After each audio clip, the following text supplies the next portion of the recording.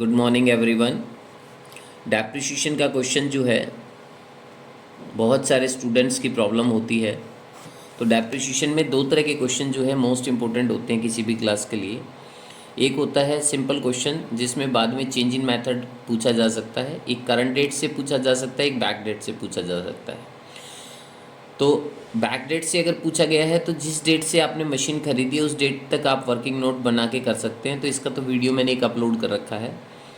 लेकिन एक provision account बनाना होता है जिसमें हालांकि वो बहुत सिंपल होता है बट फिर भी स्टूडेंट्स की प्रॉब्लम ख़त्म नहीं होती है कई बार। तो इसके लिए एक प्रोविज़न अकाउंट का मैं क्वेश्चन बनाता हूँ। और प्रोविज़न अकाउंट बेसिकली क्या होता है, जब भी कोई मशीन अकाउंट हम बनाते हैं, मशीन दुनिया की कोई भी एसेट्स, मैंने अपने लेजर के क्वेश्चन में डाला भी है, ये जर्नल एंट्री में भी बताया है, दुनिया की कोई भी एसेट्स होती है वो डेबिट होती है जब तक वो इंक्रीज़ होती रहेगी। जब उसको डिक्रीज़ करना हो तो हम अकाउंटिंग में प्लस माइनस नहीं करते, तो हम उसको क्रेडिट कर देते हैं। तो इसलिए जब भी मशीन अकाउंट आप बनाएं, कोई भी मशीन अकाउंट आप बनाते हैं, मान लीजिए ज़्यादातर मशीन के ही क्वेश्चंस होते हैं बच्चों के लिए, तो ये डेबिट साइड है। जब भी ये इंक्रीज़ होगी तो आपने इधर दिखाना है और डिक्रीज़ होगी तो आपने इधर दिखाना है। तो एक सिंपल सा लॉजिक है। मशीन अकाउंट इंक्रीज़ कब होती है, जब आप उसको परचेज़ करें। इसके अलावा कोई और रीज़न है ही नहीं उसका इंक्रीज़ होने का। डिक्रीज़ होने के बहुत सारे रीज़न हो सकते हैं। मान लीजिए आउट ऑफ फैशन का हो जाना, मशीन जो है अब हमारे काम की नहीं है, हर साल उसको यूज़ करेंगे, डेप्रिसिएशन का लग जाना, या उसको सोल्ड कर देना। तो ये सारे की सारी जो चीज़ें हैं ना, ये क्रेडिट साइड में शो करते हैं। और जो ओपनिंग बैलेंस आपके पास होता है उसमें से इन सब को लेस करके क्लोजिंग बैलेंस निकाल देते हैं। तो ये तो सिंपल मशीन अकाउंट हो गया, ठीक है। लेकिन अगर हम प्रोविज़न अकाउंट बनाएंगे तो हमें करना क्या है वो थोड़ा सा आप लोगों ने थोड़ा सा समझ लेना है। देखिए, प्रोविज़न अकाउंट कोई ऐसी चीज़ नहीं है कि जिसको समझा ना जा सके। प्रोविज़न फॉर डेप्रिसिएशन एक्चुअल में होता क्या है कि जो प्रोविज़न फॉर डेप्रिसिएशन में करेंगे क्या, यहाँ जो मशीन हम शो करते हैं उसका डेप्रिसिएशन यहाँ क्रेडिट साइड में लगाने की बजाय इसकी क्रेडिट में दिखा देंगे। बस इतना ही करना है आपने और कुछ नहीं करना होता है। अब हमारे साथ होता क्या है कई बार क्वेश्चन के अंदर कि हमें है ना, मशीन जो है एक पर्टिकुलर डेट पे दे देता है क्वेश्चन में। अगर वो शुरुआत से दे तो हमें सब पता होता है डेप्रिसिएशन कितना है, बट पर्टिकुलर डेट पे दे देता है। तो आपने कैसे करना है उस क्वेश्चन को, तो मैं एक छोटा सा क्वेश्चन वैसे ही बना देता हूँ। मान लीजिए यहाँ मैं क्वेश्चन डाल रहा हूँ, ऊपर अकाउंट लिख दिए मैंने, पहले क्वेश्चन लिखना चाहिए था।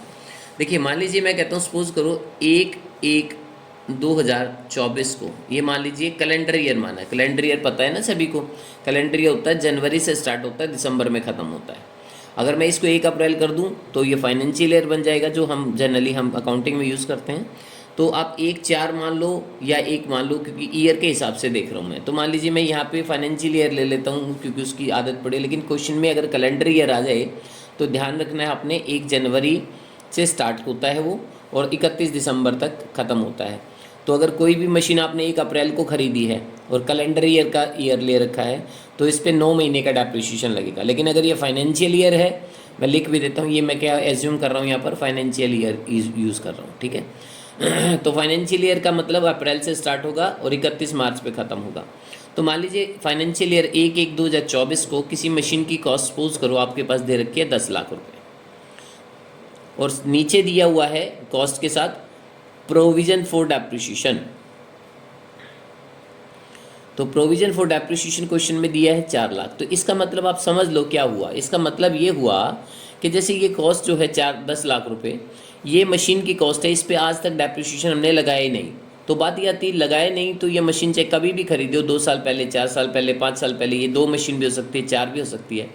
तो ये जो मशीन 10 लाख रुपए की आपने खरीद रखी, इस पर डेप्रिसिएशन नहीं लगाया, तो डेप्रिसिएशन कहाँ गया फिर 4 साल का।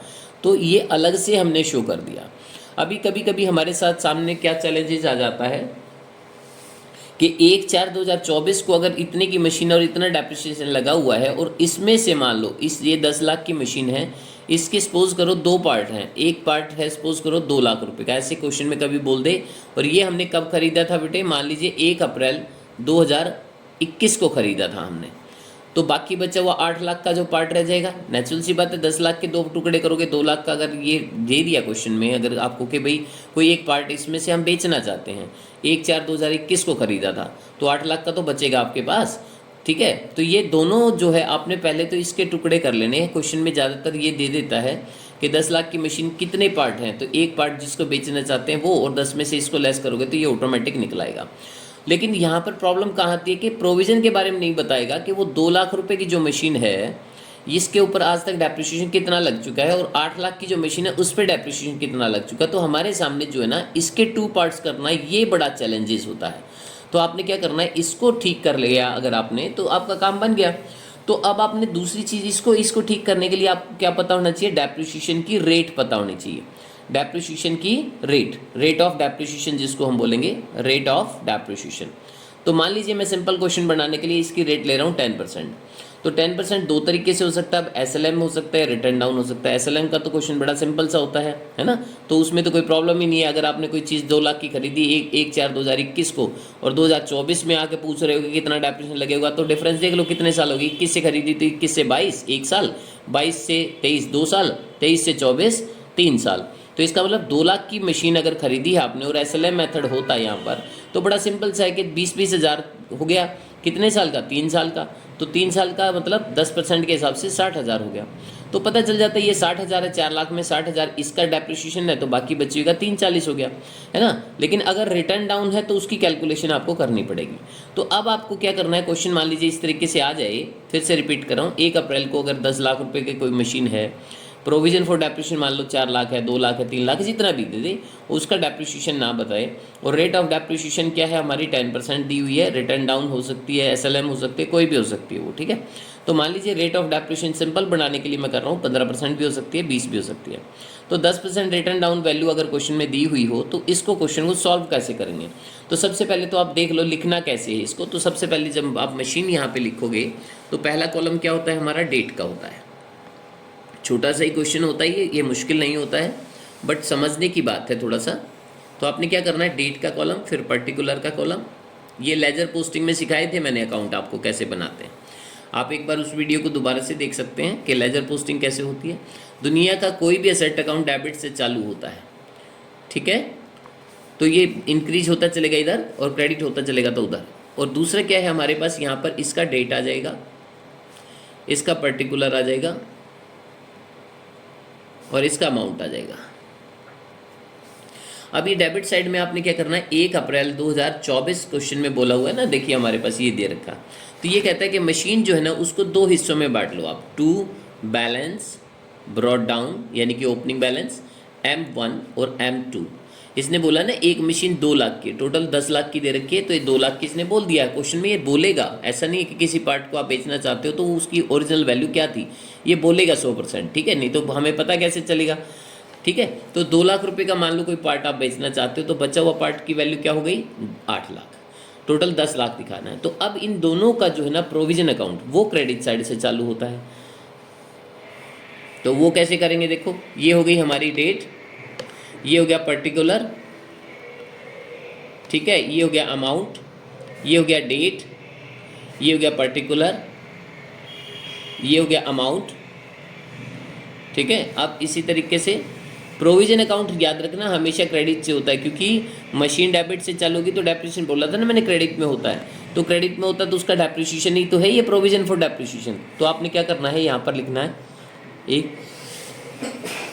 1/4/2024 और यहाँ पर जैसे उसमें टू बैलेंस लिखा था ना, डेबिट साइड 2 होता है और बाई साइड लिखेंगे आप, क्रेडिट साइड को लिखेंगे by balance brought down M1 का बैलेंस और M2 का बैलेंस। तो क्वेश्चन में हमें M1 और M2 का बैलेंस निकालना है। तो ये 4 लाख रुपए लिखा हुआ है ना, इसके 2 टुकड़े करने हैं आपने, ठीक है, क्योंकि मशीन के तो कर दिए, क्वेश्चन में दिए हुए थे। इसके 2 लाख के पे कितना डिफरेंस लग चुका है, 8 पे कितना लग चुका है ये आपको नहीं पता, तो ये टुकड़े करने हैं आपने। तो आइए जरा अब हम सीखते हैं कि यानी कि M1 ये 2 लाख का जो है डेप्रिसिएशन कितना हो चुका है। तो मैं पेज चेंज करके इसके पीछे ही बना देता हूँ वर्किंग नोट, ठीक है। आइए देखिए आपने क्या करना है, यहाँ एक वर्किंग नोट बना लेना है छोटा सा। मशीन परचेज ऑन 1/4/2021, उसकी कॉस्ट ऑफ असेट्स कितनी थी हमें ये तो पता ही है, क्वेश्चन में 2 लाख थी। लेस करेंगे हम डेप्रिसिएशन 10% पूरे साल का, क्योंकि आपने 1 अप्रैल को खरीदी है और फाइनेंशियल ईयर मान रहे तो 31 मार्च तक आप लगाएंगे, तो इसका मतलब आपकी मशीन की वैल्यू रह जाएगी 180। कब रह जाएगी वो डेट भी लिख दो, 1/4/2022 को, 1 साल पूरा हो गया। फिर से लेस करेंगे आप डेप्रिसिएशन कितना, 10%, कितना हुआ 18,000। कौन सा मेथड यूज़ कर रहे हो आप, रिटर्न डाउन, क्योंकि मैंने बोला ना एसएलएम होता तो 20-20 3 बार लिखा, क्वेश्चन ही खत्म हो जाएगा फिर तो अपना। इसके बाद हो गया 1,62,000। ये बैलेंस कब बचा बेटा आपका? 1/4/2023 को बचा। 2 साल हो गई। लेस इसको तब तक चलाना है जिस दिन आपका डेट दिया हुआ है क्वेश्चन में, क्वेश्चन स्टार्ट हो रहा है। तो 10% इसका लोगे 16,200, इसको लेस कर दोगे तो ये आपके पास बच जाएगा। इसको लेस करेंगे तो ये 800 हो गया, और इसमें से 1 11 6 5 हो गया, और इसमें से 1,45,800। तो ये कब आ गया बैलेंस? 1/4/2024। तो यहाँ तक क्वेश्चन में डेट दी हुई थी।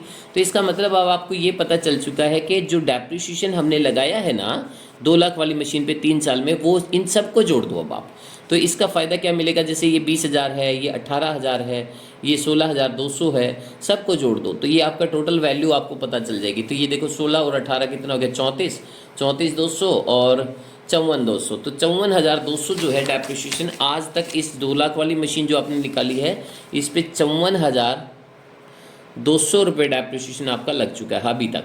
और तो बात ये आती है कि 4 लाख में से अगर ये आपने निकाल लिया 54,200, तो बाकी बचा हुआ 4 में से इसको लेस करोगे तो कितना गया? 3,45,800। ये जो बचा हुआ डेप्रिसिएशन है, ये कौन सी मशीन का? जो 8 लाख की बच गई ना, तो इसका डेप्रिसिएशन ये आ गया। बड़ा सिंपल सा है, 3,45,800। अब क्वेश्चन में होगा क्या कि ये जो मशीन है ना, ये जो मशीन 2 लाख वाली, ये सडनली आपको बोल दे कि भाई मान लीजिए जैसे अप्रैल को आपको पता चल गया 2 मशीनें पार्ट हैं और इन दोनों का डेप्रिसिएशन ये, सपोज करो ये कह दे कि 1 अक्टूबर को, 1 अक्टूबर को, या मान लो 30 सितंबर को, या मान लो 1 जनवरी को, ठीक है, कभी भी ये मशीन को बेचना चाहता है इसी साल, ठीक है, इसी साल, क्योंकि इसी साल का बैलेंस दिया है तो इसी साल ही बेचने की कोशिश करेंगे, है ना।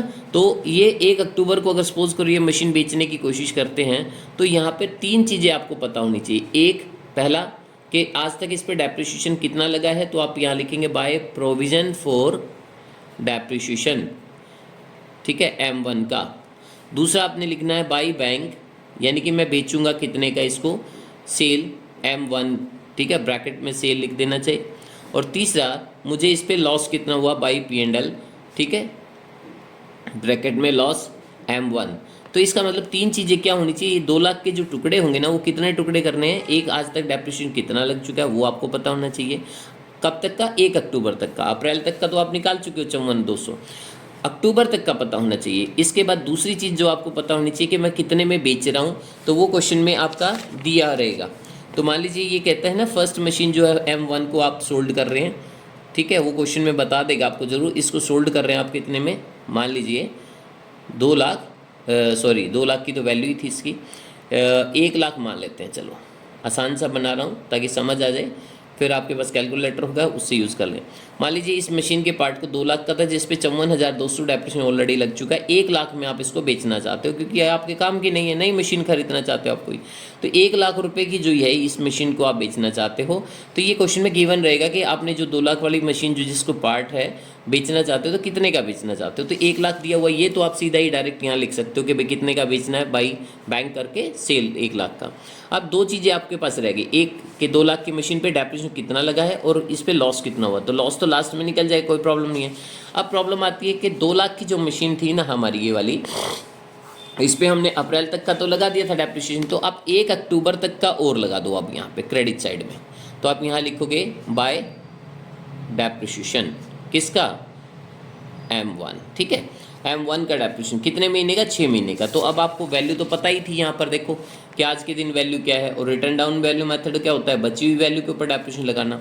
तो आप यहाँ पे 1,45,800 का डेप्रिसिएशन लगाएंगे 10%, और इंटू में करेंगे 6/12, 6 महीने का। तो इसको कट करोगे तो 1, ये हो जाएगा 2, और 2 जीरो से 2 जीरो कट हो गई आपकी, 2 से इसको काटोगे तो ये हो गया 7, और ये हो गया 2, और ये हो गया 1, 9। तो इसका मतलब 729 इंटू में 10 करोगे तो 7,290 रुपये।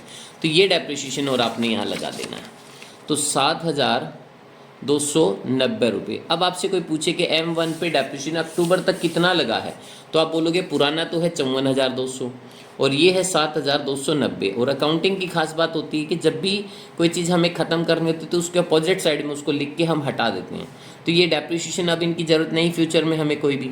तो इस 54,200 को और 7,290 को बीच में वीडियो पे हाथ लग गया था मेरा, तो वीडियो दोबारा से स्टार्ट करनी पड़ रही बेटा मैंने। ठीक है, इसको कंटिन्यू करते हैं। 54,200 हमने बोला था ना अभी, तो 54,200 और 7,290 ये टोटल डेप्रिसिएशन लग चुका है। आपने इसको उठाना है और मशीन तक बाई साइड में लेके आना है। तो लेकिन अकाउंटिंग की खास बात क्या होती है, क्रेडिट साइड से कोई चीज़ उठाओगे तो वो डायरेक्ट इसकी क्रेडिट में नहीं आती है। क्रेडिट को ख़त्म करने के लिए पहले उस अकाउंट में डेबिट करो, और डेबिट करने के बाद वहाँ पे क्रेडिट में लेके जाओ। तो हम यहाँ पे क्या लिखेंगे, 54,200 को और 7,290 दोनों को प्लस कर दो। तो प्लस करोगे तो आपके पास, तो आप यहाँ लिखोगे कहाँ लेके जाना है इसको, मशीन में। तो टू मशीन लिखो, मशीन अकाउंट, और दोनों को जोड़ के 61,490 रुपये जो आ गया, इस अमाउंट को उठा के फिर इसकी बाई साइड में लिखोगे तो 61,490। और यहाँ क्या लिखना है इसके सामने कि मैं कहाँ से लेके आई ये मशीन अकाउंट में, ये बैलेंस कहाँ से आया, तो आप लिखोगे प्रोविजन अकाउंट से। और प्रोविजन में कहाँ क्या लिखोगे, टू साइड में, कि कहाँ लेके जा रहा हूँ, मशीन में। मशीन में बोलना है, लाना है कहाँ से, प्रोविजन से।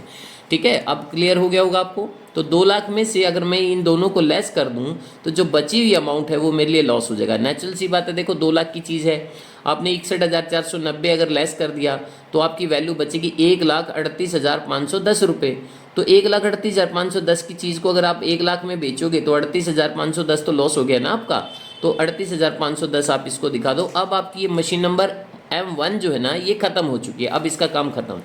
अब क्या होगा, 31 दिसंबर 2025 को आपने क्या लिखना है, by balance CD closing down M2 लिखना है सिर्फ।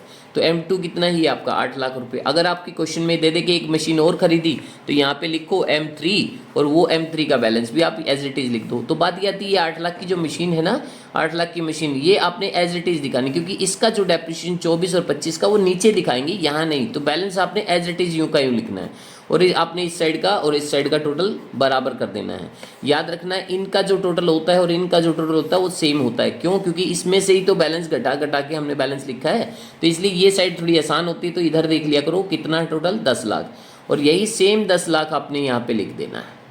ठीक है, दोनों साइड को बराबर करो और क्वेश्चन को कंप्लीट करो। ठीक है, अब हमारे पास क्या रह गया, सिर्फ प्रोविजन अकाउंट। तो प्रोविजन अकाउंट में कौन सा रह गया, 31/3/2025 को आपने क्या लिखना है, बाय डेप्रिसिएशन कौन सी मशीन का, M2 का रह गया। तो M2 का डेप्रिसिएशन थोड़ा सावधानी क्या रखनी है आपने, वो कैसे समझेंगे, तो M2 का डेप्रिसिएशन यहाँ लगा दो। M2 का डेप्रिसिएशन हमें पता है कि इसकी कॉस्ट कितनी है, बैलेंस जो दिया हुआ है, बैलेंस कब, 1/4/2024 को 8 लाख रुपए दिया रहेगा। उसके बाद लेस करना है डेप्रिसिएशन 1/4/2024 तक अप टू, ठीक है, 2024 तक कितना डेप्रिसिएशन लग चुका है वो ऑलरेडी आप निकाल चुके। 4 लाख के 2 टुकड़े किए थे आपने, M1 का इतना और ये इसका, तो 3,45,800। तो आप क्या करोगे, 3,45,800 इसको लेस कर दो। तो इसका मतलब हुआ, ये जो मशीन है इसकी वैल्यू पुरानी अगर इतनी है और डेप्रिसिएशन इतना लगा दिया, तो बाकी बची जो वैल्यू है वो हमारे पास आ गई 4,54,200। ठीक है, अब आपने क्या करना है, इस साल का डेप्रिसिएशन लेस करेंगे। डेप्रिसिएशन कौन से ईयर का, 24 और 25, इस साल जो आपने यूज़ की है। कितना डेप्रिसिएशन है, 10%। तो बड़ा सिंपल सा, 10% तो जल्दी से निकल जाएगा। तो 45,420 रुपये आप इसमें से माइनस कर देंगे। बैलेंस निकालने की ज़रूरत नहीं है, क्योंकि बैलेंस निकाल के दिखाना थोड़ी है हमने, तो सिर्फ डेप्रिसिएशन आपको पता होना चाहिए। तो 45,420 रुपये आप यहाँ पे लगा दो। और अब इसके बाद क्या करना है, आपने इसका टोटल कर देना है, इधर का भी टोटल कर देना है। तो आप क्या करोगे, यहाँ पे 31/3/2025 को आप यहाँ लिखोगे 2 बैलेंस CD M2 का बैलेंस दिखाना, क्योंकि M1 तो ऑलरेडी खत्म हो चुकी है आपकी। तो M2 का बैलेंस कैसे दिखाओगे, ये जो दिख रहा है M2 ये रहा, और M2 ये दिख रहा है, दोनों को जोड़ दो, क्योंकि पुराना डेप्रिसिएशन इतना है और इसका ये इतना। और ये डेप्रिसिएशन तब तक आगे चलते चलते हैं जब तक कि मशीन को बेच ना दिया जाए। लेकिन क्वेश्चन तो हमारा 1 या 2 साल से ज़्यादा कभी नहीं पूछता है। तो इसीलिए इन दोनों को अगर मैं जोड़ दूँ तो कितना बन गया, देखो ये दिख रहा है मेरे को 3,45 और 45,420। तो इसका मतलब हो गया 3,91,220 रुपये। और दोनों साइड का टोटल करके इसको लिख देना आप। तो ये 2 दिख रहे हैं, ये 4 दिख रहे हैं, आना सेम ही है इनका, क्योंकि इन्हीं को जोड़ के तो यहाँ लिखा है हमने। तो इसलिए ये साइड जोड़ लिया करो, ये थोड़ी आसान सी होती है। ठीक है, तो ये हो गया हमारे पास 9 1 10, एक हो गया 4 5 और 2 7, और ये हो गया हमारे पास 1 और 1 2, 9 और 6 15, और ये हो गया 4। तो 4,52,000 710। तो आपने इस वीडियो को है ना कम से कम 2 या 3 बार ज़रूर देखना होता है। एक ये मुश्किल नहीं है, बस फिर से रिपीट कर देता हूँ। मशीन को यहाँ 2 साइड से चालू करते हैं, प्रोविज़न को बाई साइड से चालू करते हैं। मशीन के बैलेंस आपको बता देगा कि 10 लाख की मशीन है तो उसमें से एक पार्ट 4 लाख का है, 2 लाख का है, 3 लाख का है, तो दूसरा माइनस करके लिख दो। और इसी तरीके से इनका डेप्रिसिएशन में जो पार्ट बताया है ना क्वेश्चन में, उस पार्ट का वर्किंग नोट बना लो यहाँ पर कि ये जो मशीन इतने की थी, कब खरीदी थी, डेप्रिसिएशन लगाते चलो अलग अलग। जब डेप्रिसिएशन लगा लोगे तो इसका डेप्रिसिएशन निकाल के और इसको यहाँ पे अलग कर लेना M1 का जैसे। और नेचुरल सी बात है, अगर आपको टोटल डेप्रिसिएशन तो बताएगा ना वो, तो उसमें से आपने एक पार्ट का माइनस कर दिया तो दूसरी का ऑटोमेटिक आ जाएगा। और उसके बाद जो मशीन आप बेचना चाहते हो उतने महीने का और लगा देना जितने महीने आपने उसको यूज़ किया है। और लास्ट में इन दोनों को जोड़ के यहाँ लिख के टू मशीन में और वहाँ प्रोविज़न में उठा के ले आना। और टोटल जो मशीन की वैल्यू गिवन है उसमें से इसको माइनस करके, और 1 लाख का आपने जैसे बेचा था, हो सकता है एक 10 का क्वेश्चन में हो, एक 15 का हो, तो जितने का आपने बेचा रहेगा उसको माइनस कर दो, इन दोनों को माइनस करके लॉस निकल आएगा। ठीक है, ये जैसे हमारे पास आ गया ना 38,510, ये 2 लाख में से दोनों को माइनस करके आया। और जो दूसरी मशीन है उसकी वैल्यू सेम दिखाने, क्योंकि डेप्रिसिएशन उसका तो यहाँ जाएगा। और उसका डेप्रिसिएशन कैसे ध्यान रखना है कि उसकी ओरिजिनल वैल्यू 8 लाख थी, बचा हुआ डेप्रिसिएशन जो 1/24 तक क्वेश्चन में हमने निकाल ही लिया था, लेस करने के बाद जो बचेगा उसका 10% निकाल लेना। ये क्वेश्चन में रिटर्न डाउन वाले मेथड में मैंने बताया है। अदरवाइज SLM में तो बड़ा सिंपल सा होता है, उसमें तो 10% 80 लाख 8 की मशीन है तो हर साल ही 80 लगना, फिर तो ये कैलकुलेशन की भी ज़रूरत नहीं होती है। और उसका 80 यहाँ 8 दिखा के और यहाँ पे डेप्रिसिएशन करंट ईयर का लगा के, ये जो 2 राउंड किए हैं M2 के, इन दोनों को जोड़ के यहाँ दिखा देना, क्वेश्चन को कंप्लीट कर देना। ठीक है, thank you so much, thank you so much बेटा।